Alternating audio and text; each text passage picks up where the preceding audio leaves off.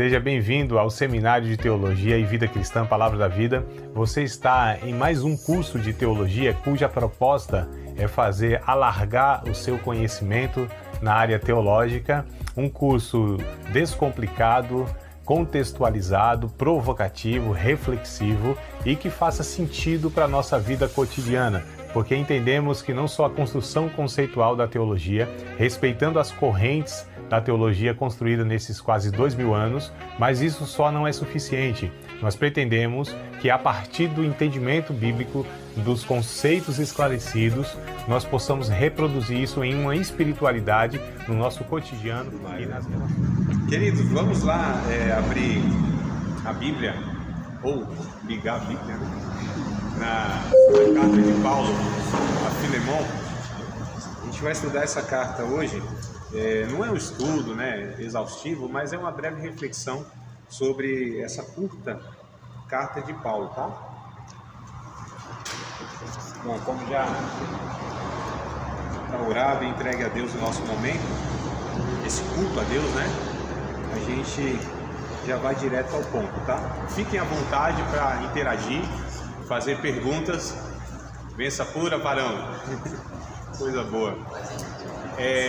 Vocês fiquem à vontade para interagir, mesmo quando eu estiver falando. Eu queria até que fosse um bate-papo.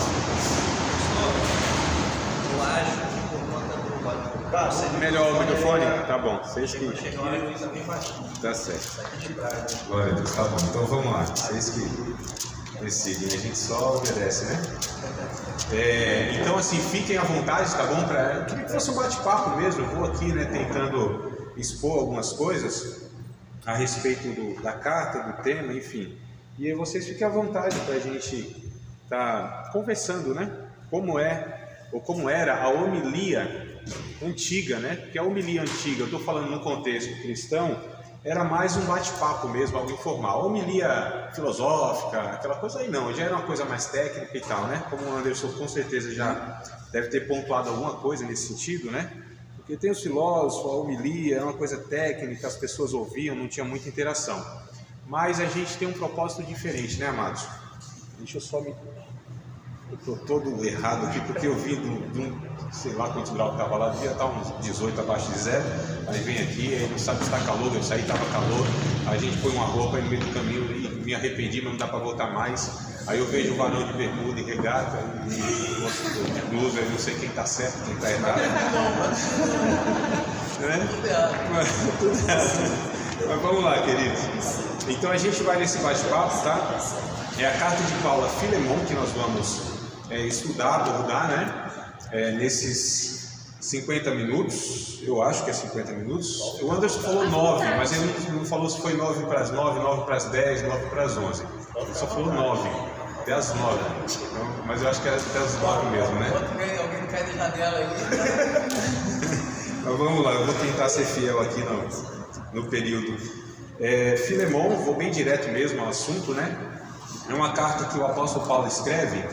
É uma das cartas, a carta mais pessoal que Paulo escreve, Porque ele sempre escreve para uma comunidade, igreja. Tem 3 pastorais, para 2 pastores, tanto Timóteo quanto Tito. Então tem um cunho mais técnico, mais teológico, por assim dizer. Aqui não, Paulo ele abre o coração, ele fala da pessoalidade, ele faz pedidos pessoais. Então é uma carta que revela muito, inclusive, do apóstolo Paulo. Mas o personagem aqui não é o apóstolo Paulo, são 2 outros, que é o próprio Filemon, que a carta é endereçada, e para interceder por um outro homem, que é o Onésimo. Então a gente vai vendo aqui no decorrer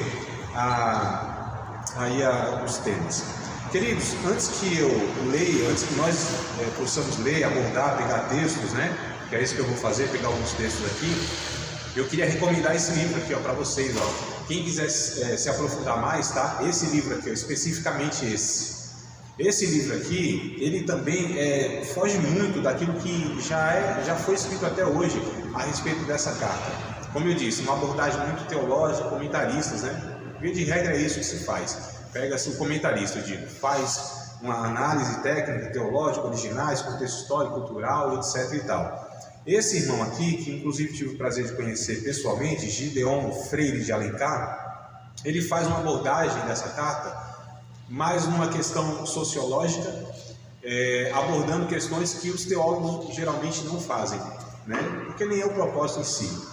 Mas eu escolhi aqui um trecho, duas paginazinhas aqui, para ler para vocês, só para vocês terem ideia qual é a linha que ele segue, o que ele aborda, de que forma que ele aborda. O que eu acho interessante, queridos, é que nós precisamos entender o seguinte: a mensagem do Evangelho, ela é para todos os povos em todos os tempos. Porém, ela tem uma linguagem dentro de uma cultura. Então, nem sempre que a gente lê a Bíblia com palavras ou com termos que para nós faz sentido, porque a gente está dentro de uma outra cultura, né? Às vezes uma fala, um termo, fala, mas o que quer dizer isso?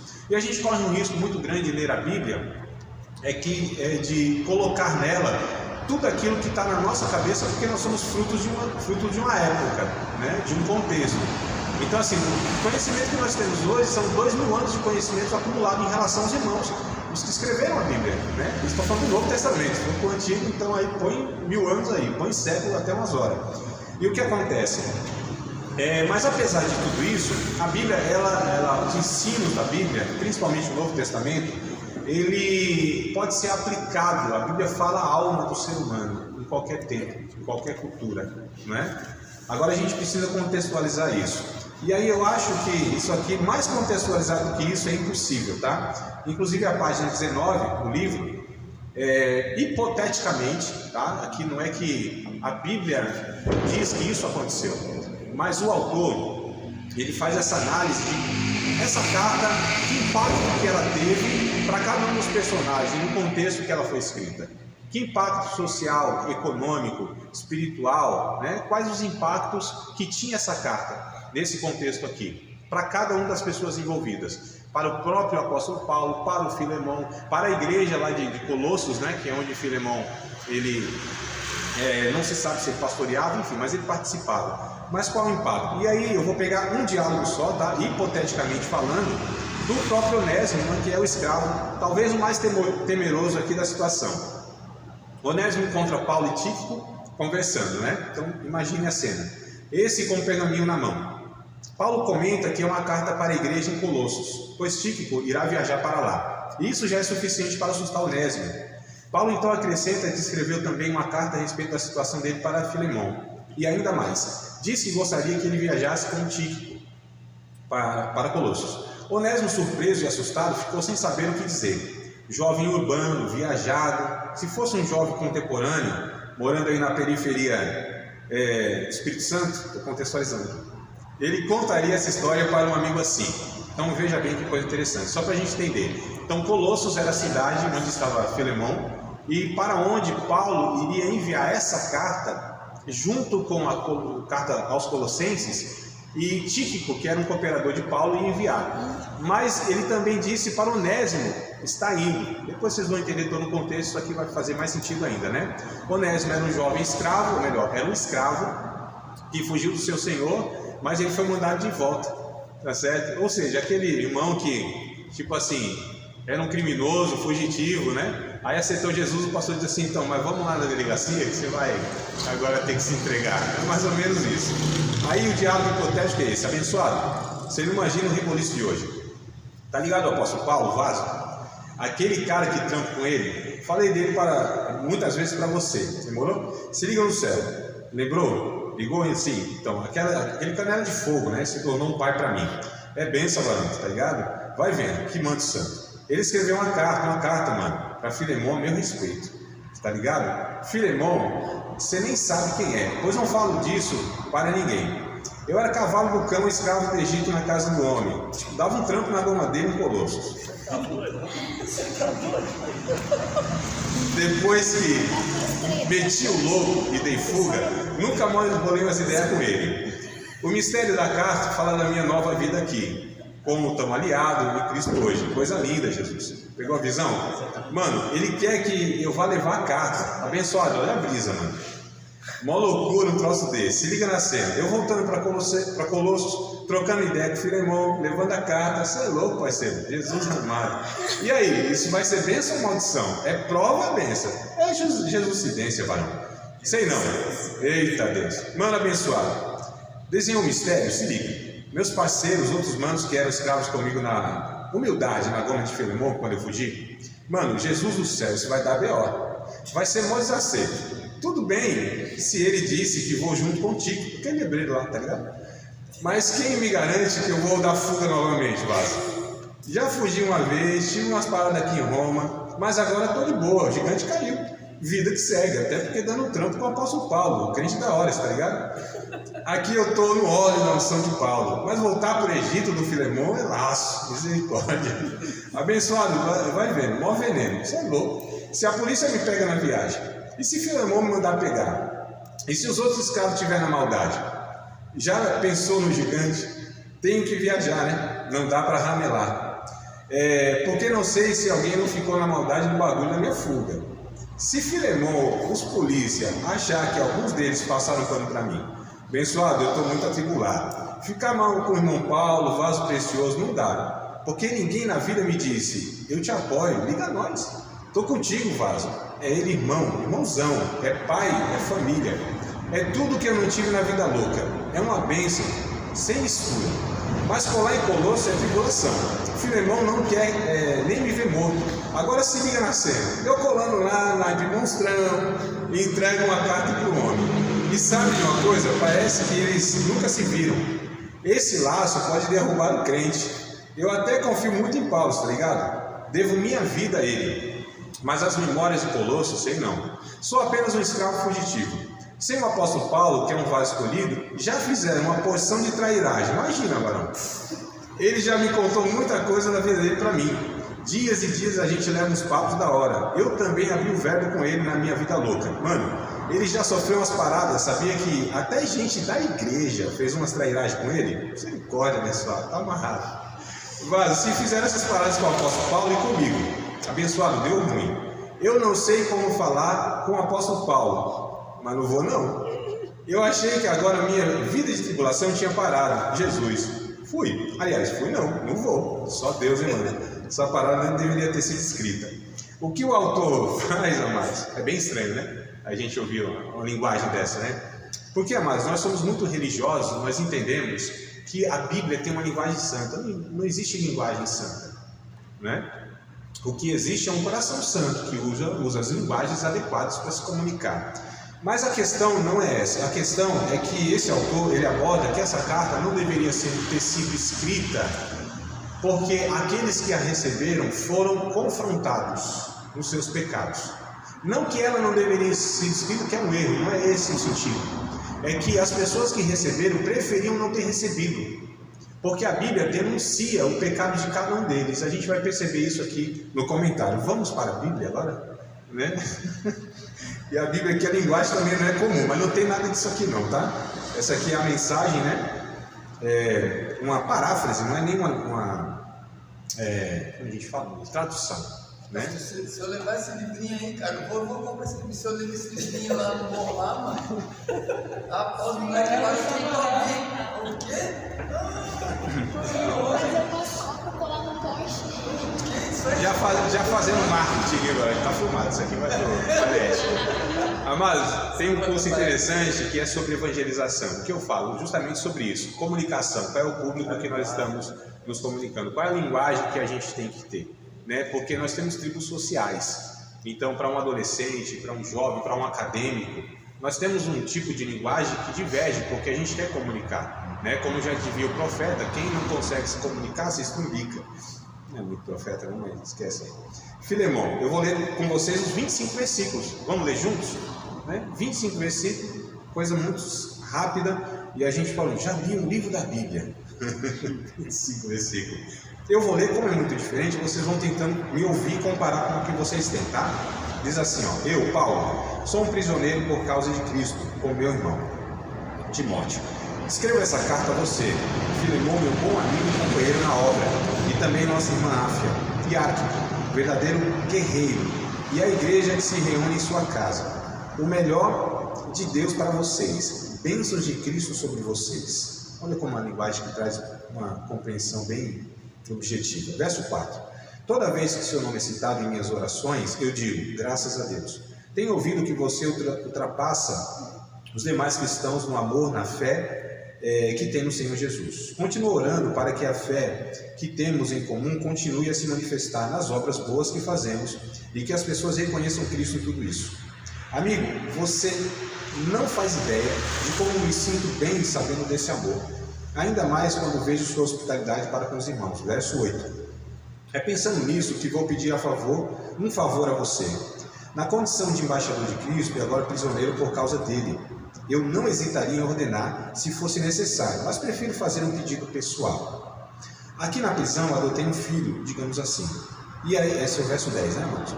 E aí está ele entregando pessoalmente essa carta. Onésimo. Antes ele era inútil para você, agora útil para nós dois. Eu estou enviando de volta a você, mas com isso me sinto como se tivesse amputado um braço.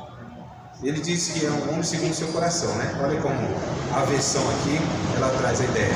Eu queria mantê-lo aqui, enquanto você se esforça para ajudar a ir livre. E eu aqui de dentro, preso por causa da mensagem. Mas eu não quis fazer nada sem o seu conhecimento, nem obrigá-lo a praticar uma boa ação, sem estar disposto a praticá-la. Talvez tenha sido melhor que você o perdesse por um tempo. Você está recuperando agora com uma vantagem. Não como simples escravo, mas como verdadeiro irmão em Cristo. Foi o que ele significou para mim e será muito para você. Verso 17. Portanto, se você ainda me considera um companheiro, receba-o de volta como se recebesse a mim. Se ele estragou algo ou deve alguma coisa a você, ponha na minha conta. Essa é a minha assinatura pessoal. Paulo. Assuma essa dívida. Não preciso lembrar que você me deve a vida. Preciso? Amigo, faça-me esse grande favor. Você fará isso para Cristo, mas também fará bem ao meu coração. Verso 21. Conheço você bastante para saber que me atenderá. Imagino que fará ainda mais do que pedi. A propósito, deixe um quarto preparado para mim por causa de suas orações. Espero ser seu hóspede outra vez. Verso 23. Epáfras, meu companheiro de cela na causa de Cristo, manda saudações. Também meus colaboradores, Marcos, Aristarco, Demas e Lucas, tudo de bom para você da parte do Senhor Jesus. Falando de linguagem pública, há uns meses atrás aí, fui aqui na penitenciária do Xuri, né? Até convidei o Barão, a gente vai lá ainda. Mas fui lá e eu, falando de Jesus, e eu percebi que os internos, né? Eles não estavam talvez prestando muita atenção. Mas quando eu falei assim, irmão, Paulo puxou uma cadeia quase a vida toda. Eles, o quê? Agora eu fiquei interessado nesse homem. E aqui a gente vê que ele estava preso, né? A primeira prisão de Paulo foram 3, se não me falha a memória, né? Em 3 ocasiões ele ficou preso. E essa é a condição que Paulo está, amados, preso. Paulo é o autor, tá? Vou aqui dar só umas informações bem básicas. Quem escreve é Paulo. Onde ele está? Em Roma, preso em Roma, né? Quando ele escreve, no ano 61, 62, é a primeira prisão dele, né? Portanto, por que ele escreve essa carta? Toda carta, todo livro, mais especificamente as cartas, elas têm um motivo por que elas foram escritas, né? E essa é para interceder pelo caso de Onésimo, tá? Um escravo fugitivo que tinha se convertido, queria voltar para o seu senhor cristão. Qual é o tema dessa carta? E é o que eu quero tratar aqui com vocês. Reconciliação, tá? Então essas são as informações básicas. Vamos ver quem foi Filemão e quem foi Onésimo. Então, Filemão, ele foi, né? Era um cristão rico que tinha se convertido durante o ministério de Paulo. Paulo não teve contato pessoal com ele, mas através do ministério de Paulo, né? Ele chegou a ser alcançado pelo Evangelho, tá? Como aí os outros ricos do Império Romano, Filemão possuía escravos, algo que eu quero abordar também aqui. Quem foi Onésimo? Foi um escravo de Filemão. Ao que parece, ele roubou alguma coisa do seu senhor e fugiu para Roma, onde se encontrou com Paulo e tornou-se cristão. Diz a tradição que Onésimo se tornou bispo, pastor, né? Lá na cidade de Éfeso, tá? Vamos para o texto bíblico, a gente vai voltar para o texto bíblico, mas antes que a gente volte aqui, lá em Colossenses capítulo 4, versos 7, 8 e 9, eu queria ler com vocês. Filipenses, não, Colossenses. Colossenses, capítulo de número 4, versículos 7, 8 e 9. Vai falar lá que Filemão possivelmente era dessa igreja, né? Como eu disse, Paulo, ele escreve a carta aos Colossenses. capítulo 4, versos 7 ao 9.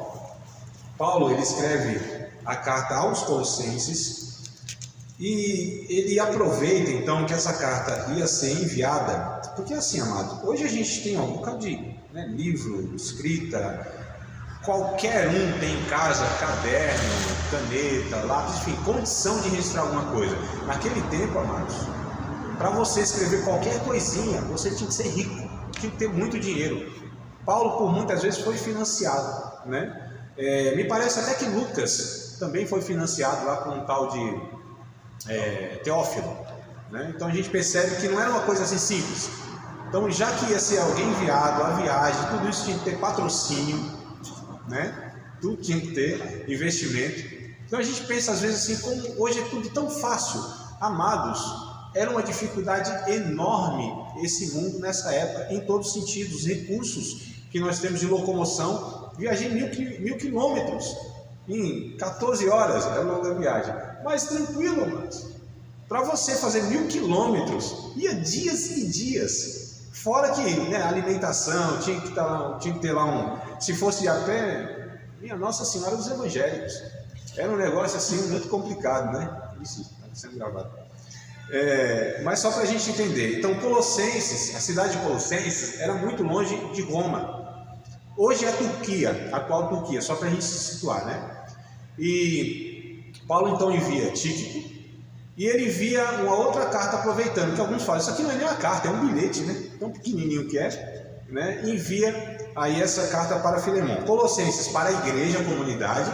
Então, esse bilhete direto para Filemão. Então, era muito pessoal, tá? E aqui em Colossenses, capítulo 4, versos 7, 8 e 9, diz assim: meu bom amigo Tíquico dará a vocês informações ao meu respeito. Ele é um trabalhador de confiança e um companheiro no serviço do Senhor. Eu enviei a vocês para que saibam o que está acontecendo conosco. Assim ele poderá encorajá-los na fé. Com ele enviei Onésimo, que é um de vocês e se tornou um irmão querido, de muita confiança. Juntos eles deixarão a vocês informados a respeito de tudo o que tem acontecido. Então a gente percebe aqui que através de Colossenses, né, que Onésimo e Tíquico, cooperadores de Paulo, é quem leva aquela carta lá a Filemão, tá? Então, só para a gente registrar algumas coisas aqui.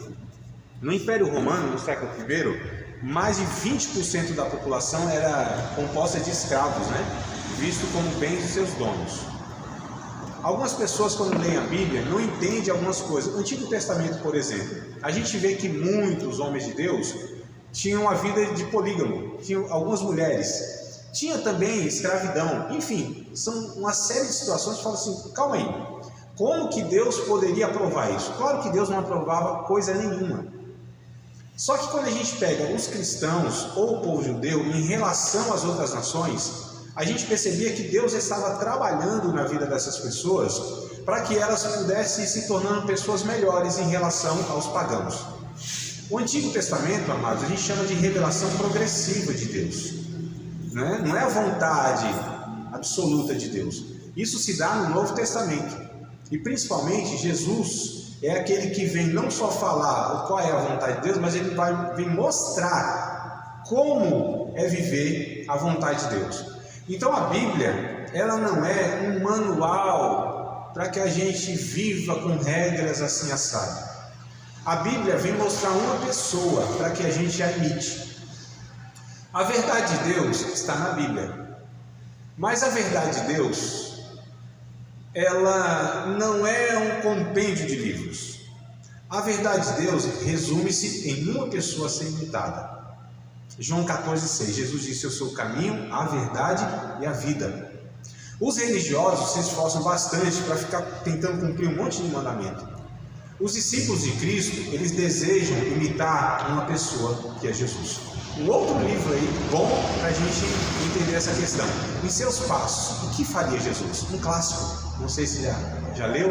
Excelente, amados, muito bom, tá? Então, todos esses livros que vocês quiserem, a gente dá um jeito de chegar até vocês. Mas não é que, André, então você está aproveitando para vender? Não, eu estou aproveitando para mostrar para vocês que o que tem de material interessante que vai contribuir para a gente crescer na fé e para a gente aplicar, né, as verdades de Deus na nossa vida prática, tem aos montes, amados. O nosso desafio é o quê? Saber qual é a vontade de Deus para a nossa vida, não é? Esse deve ser o nosso desafio. Aí a gente lê a Bíblia pensando nisso, o que Deus quer para mim, nesse contexto, nessa realidade. E como eu disse, às vezes a gente lê assim, não faz muito sentido algumas coisas, porque está em outro contexto. Aí o desafio é a gente aplicar isso na nossa vida. E aí a gente precisa estudar mesmo, refletir, pensar, investigar, né? É a importância do estudo, queridos. Mas enfim, aqui a gente percebe que há então essa situação, a situação no mundo, e o que Paulo ele vai propondo nessa situação. Então a gente tem um homem rico que converteu o seu evangelho num contexto que a escravidão era natural, era legal, ou seja, a lei aprovava, né? 20% do império, da população do Império Romano era de escravos, estava tudo certo. 1/3 da população de Colossos era de escravo. E os irmãos iam se convertendo, enfim, nada muito era alterado nesse sentido. Mas Paulo, ele vai fazendo algo muito interessante aqui. Vamos ver o verso de número 13 e o verso de número 14, voltando aqui para a leitura do livro. 13 e 14, aqui de Filemão. Paulo ele gostaria que Onésimo ficasse com ele, né? Mas prefere enviá-lo de volta. Esse é o ponto aqui. Olha o que diz: eu queria mantê-lo aqui, enquanto você se esforça para ajudar aí livre.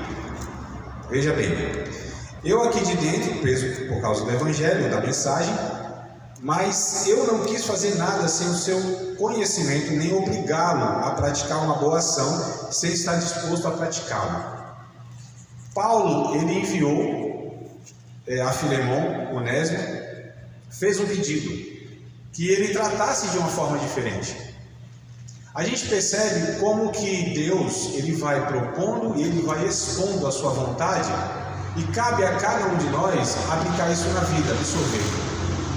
O apóstolo Paulo podia falar assim: você agora é um cristão, você agora tem que deixar tudo isso, você agora tem que fazer isso, isso e aquilo. Paulo confia na palavra de Deus, coisa que muitos de nós não confiamos, principalmente nós que pregamos, ensinamos e pastoreamos e aconselhamos, porque a gente quer impor. Tem que ser assim, amados, a palavra, se é a palavra de Deus, se é a Escritura, se é exposta com a graça de Deus, ela é exposta num coração que está receptível, faz a parte dela. A palavra é suficiente, eu não preciso de argumento. Deus não precisa dos meus argumentos, Deus não precisa do vaso, Deus não precisa da minha eloquência, Deus não precisa de mim. Ele faz apesar de mim e melhor sem mim. Ele nos escolheu por motivos que só Ele sabe, né? Porque, fala a verdade, mas não seria mais eficaz se Deus mandasse assim um anjão aqui, assim, para ministrar para vocês? Você já ia ficar assim, né? Eita, é um anjo, né?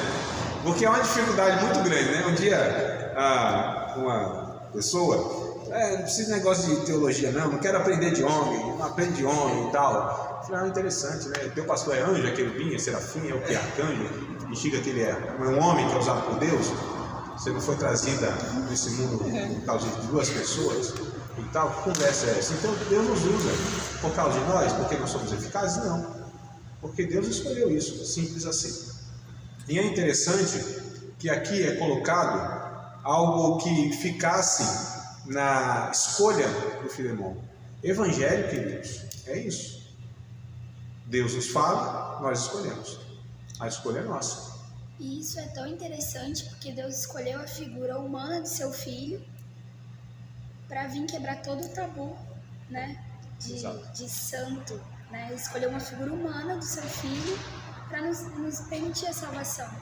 E ainda a gente se apega hoje a uma figura humana que às vezes não anda certo e fala, não quero, não é santo.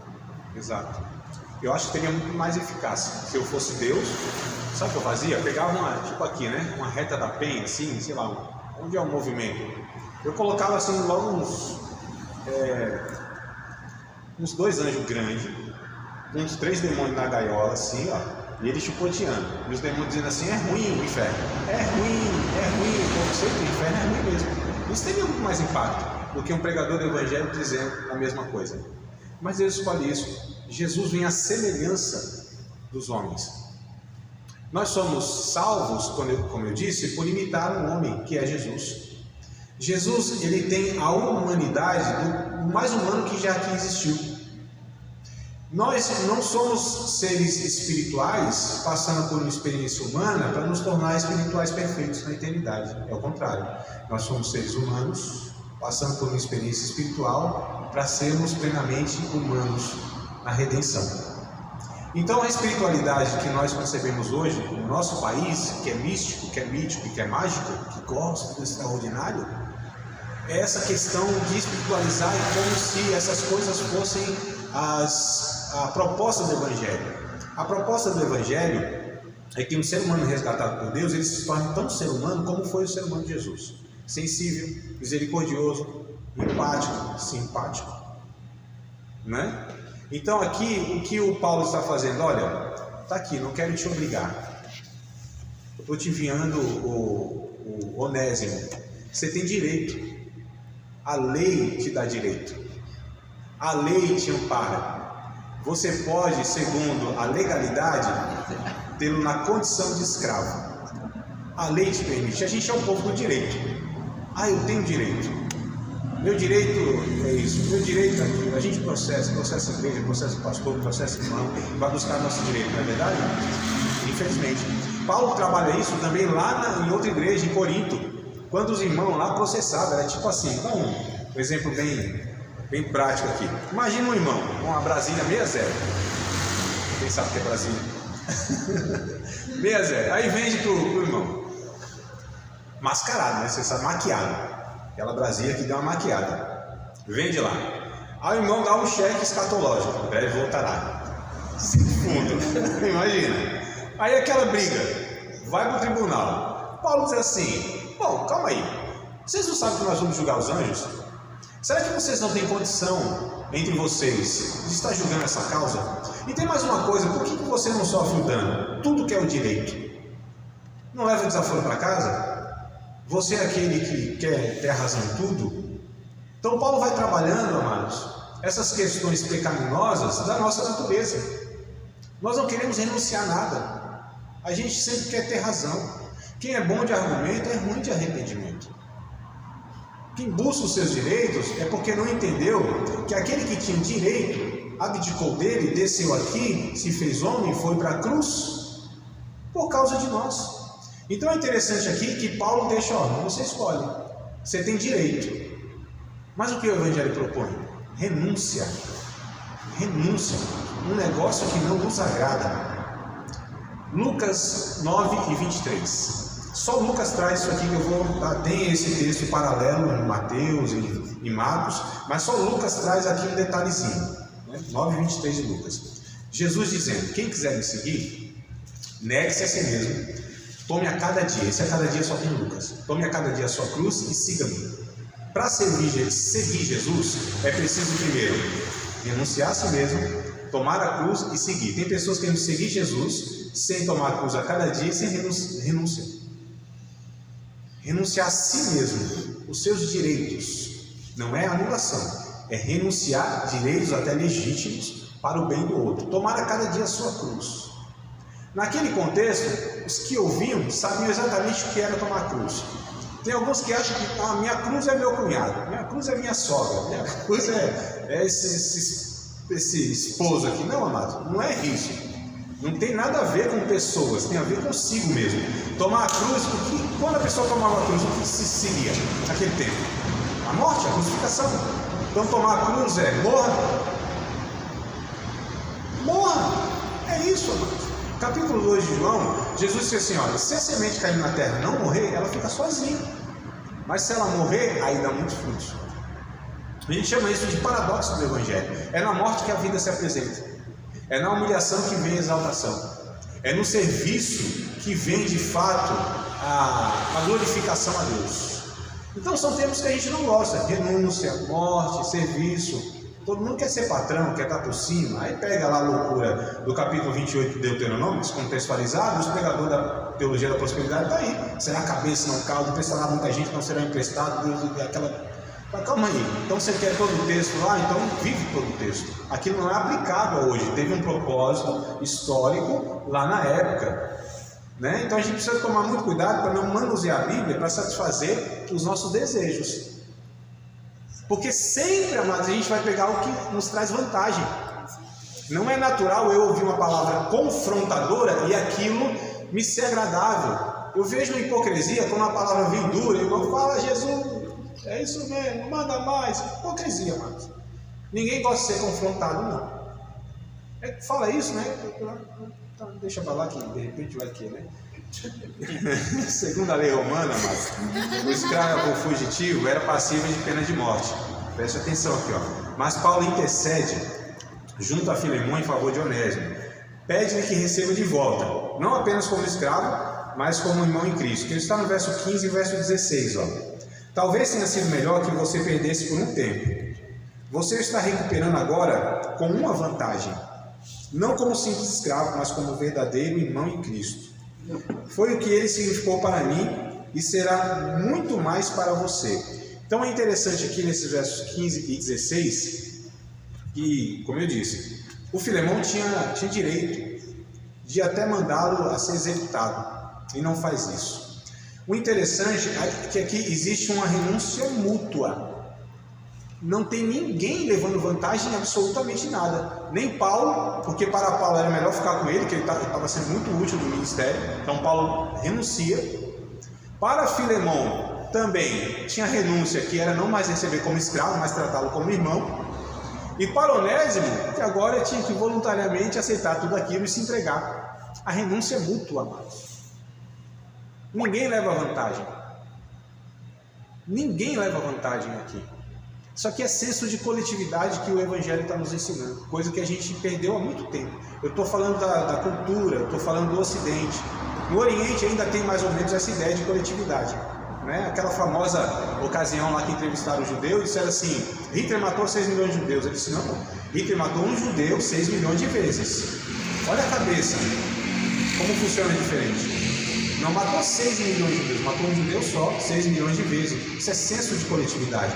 Não cabe individualismo, não cabe egoísmo. Amados, isso é evangelho. A gente pensa muito na questão do micro, do nosso. É por isso que nós temos 65,4 milhões de evangélicos no nosso país e a gente não consegue ser unido. Cada um levantando sua torrezinha, seu castelozinho, seu reinozinho. A gente não se comunica, a gente não tem união. E Jesus disse que é por isso que a gente seria conhecido, amados. João 13,35, nisto conhecerão que vocês são meus discípulos. Não é pela doutrina, não é pelo poder que expulsa demônio, não é pela conquista do mundo, é porque se a gente ama uns aos outros. Isso é o crivo de Deus na nossa vida, né? Então olha como a gente vai percebendo as virtudes do Evangelho. Perdão, amor, renúncia. Versos 17, 18 e 19, Paulo oferece para pagar a dívida, né, de Onésimo. E relembra a Filemão que a gente deve a sua vida ao apóstolo. Não é que Paulo está jogando na cara não, daqui a pouco eu vou falar sobre isso. Versos 17 ao 19, tá? Portanto, se você ainda me considera um companheiro, receba-o de volta como se recebesse a mim. Se ele estragou algo ou deve alguma coisa a você, ponha na minha conta. Essa é a minha assinatura pessoal, Paulo. Assuma essa dívida. Não preciso lembrar que você me deve a vida. Preciso? Amigo, faça, o 20 também, né? Amigo, faça-me esse grande favor. Você fará isso para Cristo, mas também fará bem ao meu coração. Então olha que coisa interessante. Como eu disse, Paulo não estava falando assim, ó, você me deve, está jogando na sua cara, então faz isso aqui, senão você vai estar ruim. Não. Paulo está ensinando, está vendo? Você me deve, eu devo a Cristo. Você deve a Onésimo, Onésimo deve a você, se quiser também eu pago. Está todo mundo aqui na mesma dívida, são devedores. Portanto, amados, somos todos devedores, e aqui é o tema, e aqui é o que eu quero trazer, nós não temos possibilidade de não perdoar a dívida dos outros. Para quem foi perdoado, não tem opção de não perdoar, não é uma opção. Quando Jesus ensina aquela oração mais conhecida e mais básica do Evangelho, que é do Pai Nosso, vocês lembram? Dá para a gente fazer aqui no Contar de 3, naquele ensaio bom que a gente fez antes? Pode ser? No Pai Nosso, eu estou falando. 1, 2, 3, então 1, 2, 3. Pai nosso que estás no céu, santificado seja o vosso nome. Venha a vosso reino, seja feita a vossa vontade, assim na terra como no céu. nosso de cada dia. Assim como nós perdoamos os nossos devedores. Não nos deixeis cair em tentação, mas livrai-nos do mal. Tem um reino, poder, glória, pregação. Tá certo, queridos. Não quero constranger ninguém, não, mas tá um bocado de coisa errada. Vamos lá. Mateus capítulo 6, né? Versos, acho que é 10 ao 13, alguma coisa assim, ou 9 ao 13. Pai nosso que está no céu, santificado seja o teu nome. Venha o teu reino. Não tenha a nós o teu reino. Isso não existe em nenhuma versão. Tá? Então venha o teu reino. Isso é importantíssimo. Venha o teu reino, irmãos. A nós não existe. Jesus não ensinou isso. Por um simples motivo. Porque o reino já estava ali diante deles. Lucas capítulo 17, versos 20 e 21. Jesus diz assim: não diga que o reino de Deus vem com aparência exterior, dizendo ele aqui ou ele lá, porque o reino de Deus está dentro de vocês. Então o reino de Deus não vem a nós, venha o teu reino. É um pedido daqueles que já participam do reino, que ele possa ser implantado em toda a humanidade, porque em nós esse reino já é uma realidade. Vem o teu reino. Então, corrigido isso, perdoa as nossas dívidas assim, da mesma maneirinha, do mesmo jeitinho que eu perdoo a dívida dos outros. Olha que condicionante. Eu estou falando, Senhor, do jeito que eu perdoo as pessoas que me ofenderam, o Senhor me perdoa da mesma forma, do mesmo jeitinho. Complica a nossa vida, isso complica mais. Então, por isso que não é uma opção.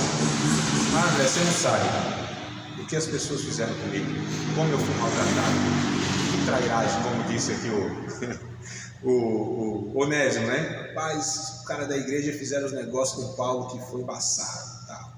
Mas, amados, não é opção. Fala, André, mas esse negócio é complicado, porque o povo não tem limite, né? E ainda mais quando encontra um assim que cede, aí não tem limite. Não tem assim, o que a Bíblia assim propõe assim? Não tem um jeito de, tipo assim, ter um limitezinho? 7 vezes. Se me ofender, não tá bom eu perdoar 7 vezes? Ô Pedro, não dá não. É 70 vezes 7 no dia. No dia? Ah, então é 490 vezes? Não, não é nem isso. É tantas quantas vezes for necessário. Mas André, a pessoa fica me ofendendo, e eu perdoando. Ele está no papel de ofensor, eu estou no meu papel de perdoador. Ah, mas é um irmão em Cristo, também entende o Evangelho. Não entende o Evangelho não, pensa que entende. Então quem entendeu primeiro, morre primeiro. Quem é mais maduro, suporta os menos maduros. Quem é mais espiritual, exerce mais as virtudes da espiritualidade, que é a renúncia, o amor, ou seja, o perdão. Olha, amados, que coisa de doido. Quem está disposto a fazer isso? Só aqueles que entenderam o Evangelho são cheios do Espírito Santo, né? Porque os religiosos, eles vão buscar um bocado de justificativa aí. Bom, enfim. Então a mensagem principal dessa carta é essa: é reconciliação, é perdão, é uma vida onde eu renuncio para o bem do outro. Isso é Evangelho, irmãos. É difícil? Claro que não, é impossível. Ah, então é impossível? Não dá? Não dá, a não ser com a graça de Deus. Porque o Evangelho não exige muita coisa de nós, exige tudo. É diferente, né? Não, exige muita coisa o Evangelho, não. Exige é tudo, ou é nada. É radical, amados. Ou morre essa velha criatura nossa que ainda acha que tem direitos, que ainda não aguenta levar desaforo para casa, que ainda é todo cheio de pá, tudo, não sei o que tem e tal, você não sabe quem era. Aqueles caras que, ele diz assim, na hora que o negócio aperta, revela de fato quem é que o domina, né? O ar domina. Não é mais? Então a gente vai percebendo quem é cheio do Espírito Santo, quem é maduro. São nas horas críticas que vai se mostrando de fato quem é que ele, a quem ele se rendeu. Quem é que governa a sua vida, que tem as rédeas dos seus sentimentos, dos seus comportamentos, dos seus desejos. Então é por aí que a gente vai medindo qual é o nosso nível de espiritualidade, de maturidade cristã. Não é pelos reteté, não é pelos senta na vassoura e anda, siriana na praia, lebre como alface, nada disso mais. Né? Não são essas coisas que determinam qual é a espiritualidade da pessoa. Não é nada disso, amados. Não é o poder carismático sobre sua vida. Não é o poder de realizações que ele tem no reino de Deus. É justamente nessas virtudes pessoais em relação aos outros que não têm a mesma virtude. É interessante que Jesus, ele mostra isso. Eu acredito que um dos momentos do ministério de Jesus que ele mais mostra essa questão é na ceia. A ceia, está com os discípulos lá, os 12, inclusive um que ia traí-lo, e ele sabia muito bem que ia traí-lo, né? E aí ele diz, ó, quem meter a mão comigo aqui no meu prato é esse nome para ele. Sou eu, Senhor, sou eu, Senhor, sou eu, Senhor. Nenhum dos que perguntaram sou eu, Senhor, era. O que não perguntou era ele. E é interessante que Jesus estende o prato, a comida, isso é um sinal de muita intimidade. E Judas não era um cara, para Jesus, ele não era indiferente em relação a Judas. O texto bíblico do Antigo Testamento diz que Jesus considerava Judas como um amigo íntimo. A relação era essa, amigo íntimo. Meu amigo íntimo, a quem eu tanto amava, nós íamos junto à casa de Deus e esse me traiu. Para a gente entender o nível, os laços aqui, afetivos, entre Jesus e Judas. Não era um cara assim, tipo, isso aí não estou nem aí com ele. Não, amigo íntimo. Me traiu. E aí Jesus estende as mãos, Judas participa daquilo. Se fôssemos nós, fala, não, Deus me revelou que se trair. Não vou nada. Nem oro mais. Não é nem ideia. Não quero nem conversa. É ele lá e eu aqui. Amo mais de longe. Não conta mais comigo. Né? Mas Jesus era diferente de nós. Quando Jesus estende as mãos, é como Jesus, sem falar nada, dissesse o seguinte: Judas, você é um mau caráter, pilantra, safado, filho do capeta. Crente não xinga, né? Mas tem essas conversas assim, né? Não, circunciso filisteu, a gente não xinga, mas tudo isso aí a gente atribui outro, pejorativamente. E Jesus assim, isso é tudo isso. E o teu mau caráter não altera o meu. Quem você é e o que você está fazendo comigo não altera quem eu sou em relação a você. Jesus não era alterado, amados, pelo pecado do homem. E é isso que nós precisamos pedir a Cristo. Que o caráter do outro não revele em nós o mesmo caráter. O que um fofoqueiro pode fazer de mal para nós? Falar mal da gente? Claro que não. Ele é fofoqueiro e ele fala mal, isso não é o pior. O pior é quando o fofoqueiro consegue fazer que a gente também seja fofoqueiro como ele. Fale mal dele também. Mano, sério? Não é? Como que ele me prejudicou? Falando mal de mim? Claro que não. Eu não tenho direito mesmo. Eu não me defendo, mas é me defender. E quando as pessoas falam isso, é verdade. Isso aí, você não sabe nem na metade. Se você soubesse tudo que Deus sabe sobre a minha vida, você nem me considerava irmão. Só que tem o seguinte: eu fui lavado pelo sangue de Cristo, fui remido pelo sangue de Cristo, estou aqui na graça de Deus, pedindo para que Deus me transforme. Inclusive igual você, que você não entende, você pensa que você é melhor. É porque você se compara a mim, então a santidade aqui é a referência errada, que é Deus, sou eu, não somos entre nós. Porque a gente tem esse negócio, né? Eu pago o preço, né? Deus me usa porque eu pago o preço. Dou dízimo, jejum 2 vezes na semana, nem sou como esse miserável pecador desgraçado lazarento. Eu estou contextualizando lá na parábola. E o miserável pecador nem levantava a cabeça aos céus e batia no peito: tem misericórdia de mim, pecador. Jesus disse: quem dos dois desce justificado para a sua casa? Inocente. O miserável pecador que reconhecia de fato, não se achava digno de estar adorando a Deus. E o outro que pensava que fazia tudo certinho, esse infelizmente não é justificado, porque ele tem a justiça própria dele. Lembra da ceia? Jesus, a ceia a gente se comporta bem parecido muitas vezes. É desse jeito que a gente avalia. Cálicezinho aqui, pãozinho aqui, 30 dias na avaliação, Jesus está da hora, posso participar. Então, meu Deus do céu, quem ensinou a gente a entrar nessa loucura de achar, fazer uma autoavaliação em 30 dias é digno de participar? Quem conclui que é indigno está a participar. Quem fala, estou digno, não entendeu absolutamente nada. Vocês entendem, amado? Mas a gente vai sendo treinado, adestrado nessa mente meritória, nessa mente religiosa, achando que a gente consegue fazer alguma coisa. Não tem absolutamente nada que a gente possa fazer para que Deus me ame mais. Se eu fizer tudo de errado, Deus não vai me amar? Menos. Deus não é alterado. Não é por causa de nós, é apesar de nós. A gente precisa entender essa relação, amados. Porque aí não cabe nessa relação horizontal o não perdão, o não serviço, a não misericórdia. Não cabe. Porque a gente entende quem é Deus, o que Ele fez por nós e o que resta para a gente. Quando, capítulo 3 de João, Jesus pega uma toalhinha, né? Pega uma bacia, para lavar o pé dos cidadãos lá. Pedro disse, não, jamais. Não. Eu não sei se Pedro pensou. Eu fico refletindo, será que Pedro pensou assim? Eu já disse que ele é Deus. Já reconheci que ele é Deus. Se eu aceito aquele que eu disse que é Deus lavar os meus pés, o que vai sobrar para mim? Vou ter que fazer a mesma coisa? Ah, não, Jesus, eu não.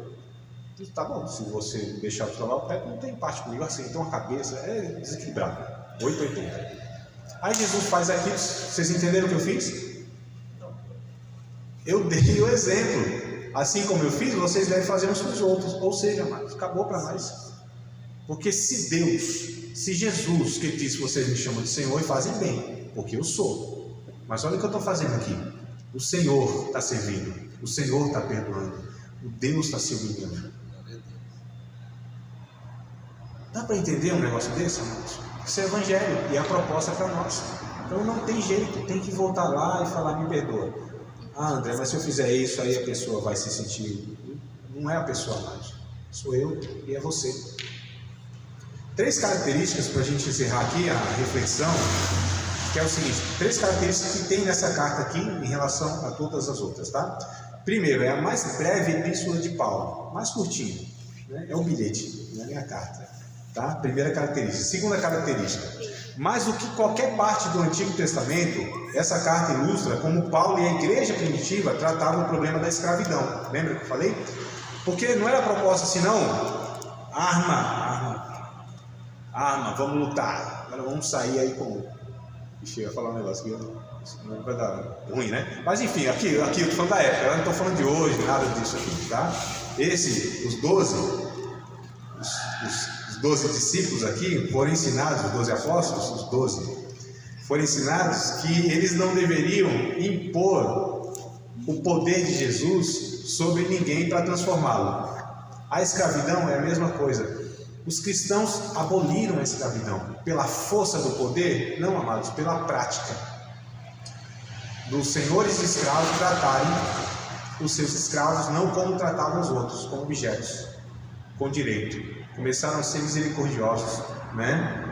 Ao invés de atacar o império aí, tal, ou uma rebelião armada, Paulo expôs princípios cristãos que eliminaram a severidade da escravidão e por fim a abolição total no meio da cristandade. Então não foi a princesa Isabel, não foi ninguém, foram os cristãos que acabaram com a escravidão desde aquele tempo, amados. O Evangelho faz isso.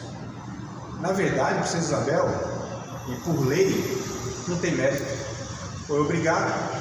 Eu quero ver quando tem direito e renuncia direito, mas quando é imposto, né, pela ameaça, não vai.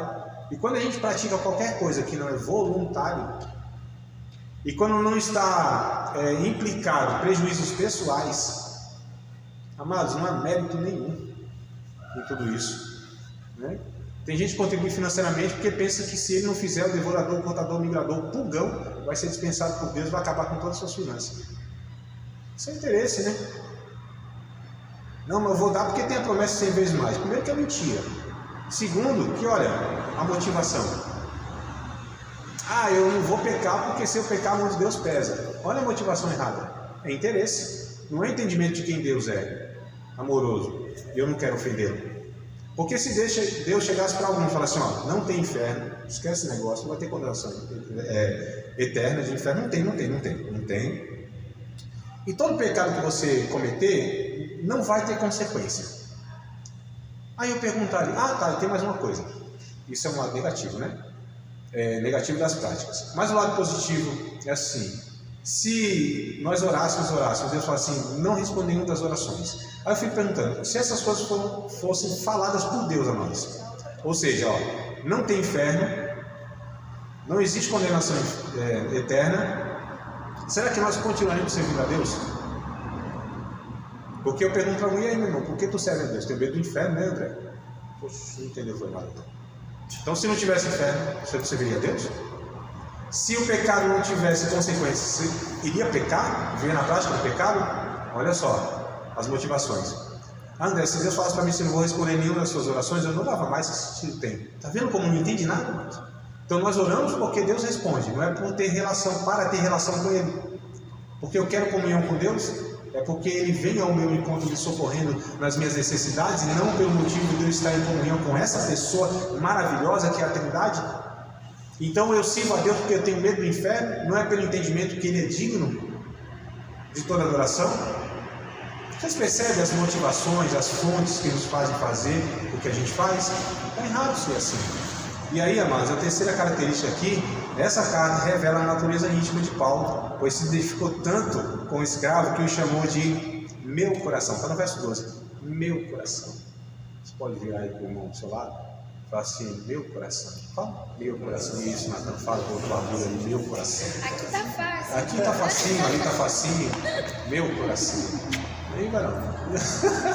Participar de mais uma aula de um dos nossos cursos do Seminário de Teologia, Vida Cristã, Palavra da Vida. Espero que tenha te abençoado, não só alargado o seu conhecimento teológico, mas que tenha também atingido o teu coração, para que você possa, a cada dia mais, reproduzir a vida de Deus nas suas relações cotidianas. Se você ainda não é aluno oficial de um dos nossos cursos, se inscreva aqui no contato que vai aparecer do WhatsApp. Também nos siga nas redes sociais, se inscreva no nosso canal, compartilhe à vontade e Deus